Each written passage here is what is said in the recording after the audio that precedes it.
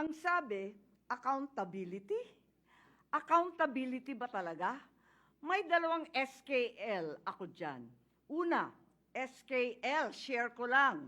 Share ko lang na si VP Inday Sara ay sinampahan ng kaso sa Komisyon ng Audit, ang COA, sinampahan ng kaso sa Supreme Court, sinampahan ng kaso sa iba't iba pang korte, sinampahan ng kaso ng Department of Justice, pati na rin ng PNP, at sinampahan ng kaso ng disbarment. At kanina lamang, may panibagong isasampang 612 million na namang confidential fund ng OVP at ng Department of Education. Walang tigil na kaso.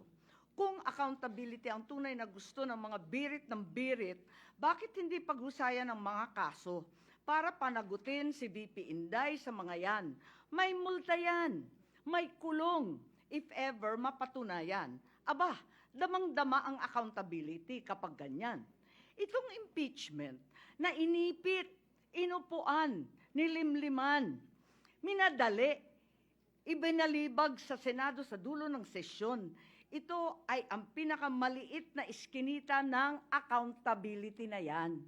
Itong ipinipilit na impeachment, aminin man nila o hindi, ay para lamang manira ng imahe ng isang publiko at walang uuwian, kundi pag-disqualify kay VP Inday Sara para sa eleksyon ng 2028. Yun lamang ito. Pinahihirapan pa natin ang ating mga sarili. Alam naman nating lahat, tayo at ang sambayanan, hindi accountability ito. Tungkol ito sa pagpigil kay VP Inday Sara para sa 2028. Huwag na tayo mag-production number.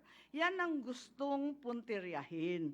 Kaya ang pangalawa kong SKL, ikalawa SKL, saan ka lulugar?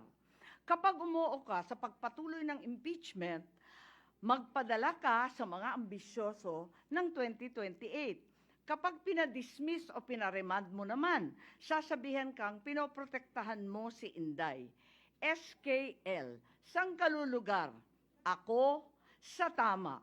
Magpakatotoo tayo, mga kapatid na hukom at senador. Malayo pa ang 2028. Maraming gutom at naghihintay ng serbisyo mula sa Senado. Hindi tanga ang Pilipino. Alam natin ang motibo at tunay na pakay ng mga lulong sa ambisyon at kapangyarihan.